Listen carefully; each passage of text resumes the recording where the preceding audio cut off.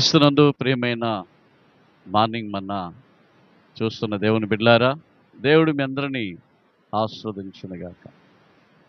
ఈరోజు వాక్య ధ్యానము కొరకు యెషయా గ్రంథము 58:11 వచనము. నీవు నీటి ఊట వలె ఉంటావని అక్కడ చెప్తూ ఉన్నాడు.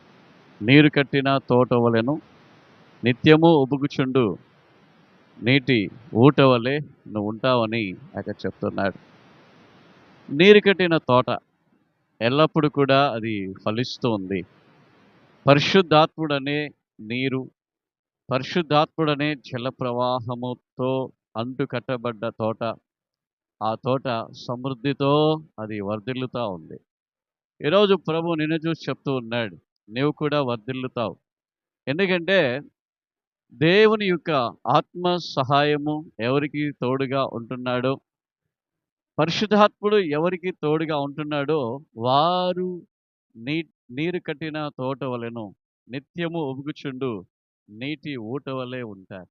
అవునండి, ఈ యొక్క వాక్యాన్ని ధ్యానిస్తున్న ప్రియా దేవుని బిడ్డ, మీరు దీవించబడాలని, మీరు ఆస్వాదించబడాలని, మనము గొప్పగా హెచ్చించబడాలని, నిండార్లుగా సమృద్ధిగా మనం ఉండాలని దేవుడు కోరుకుంటూ ఉన్నాడు.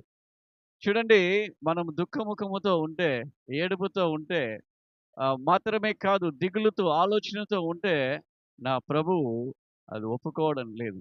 ప్రభు ఎప్పుడు కూడా నువ్వు ఆనందంగా ఉండాలని, నువ్వు సంతోషంగా ఉండాలని, నువ్వు సమృద్ధిగా ఉండాలని, నువ్వు గొప్ప వ్యక్తిగా ఉండాలని, నువ్వు తోకగా కాకుండా తలగా ఉండాలని, అందరికంటే పైవాడిగా ఉండాలని నా ప్రభుల ప్రభు, రాజుల రాజు యేసు రాజు కోరుకుంటున్నాడు. కాబట్టి దేని గురించి చింతించకండి, దేని గురించి ఆలోచించకండి, దేని గురించి కూడా మీరు దిగులు పడకండి. ప్రభు నీ యొక్క అభివృద్ధిని కోరుకుంటున్నాడు. ప్రభు నీ యొక్క ఆశీర్వాదాన్ని కోరుకుంటున్నాడు. ప్రభు నీ యొక్క సమృద్ధిని కోరుకుంటున్నాడు. ప్రార్థన చేద్దామా ప్రియా బిడ్డ, ప్రార్థన చేద్దామా.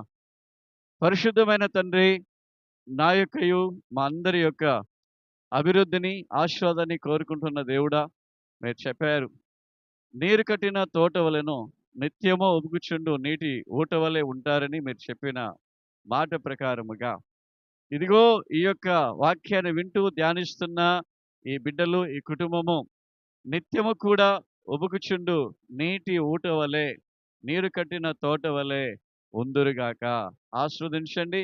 వారు చేసే పనులు, వారు చేసే ఉద్యోగాలు, వీరు చేసే ప్రతి ప్రయత్నములు తండ్రి, కుమార, పరిశుద్ధాత్మ నామమున ఆశీర్వదించబడునుగాక. మీరు ఆశీర్వదించి గొప్ప కార్యములు చేయండి, సమృద్ధినిచ్చి వర్ధిల్లు చేయండి. మీకే మహిమ, స్తుతి, ఘన మహిమంతా మీకు చెల్లిస్తూ ఉన్నా. యేసు క్రీస్తు వారి నామములో ప్రార్థించి వేడుకుంటున్నాము తండ్రి. ఆమేన్, ఆమేన్.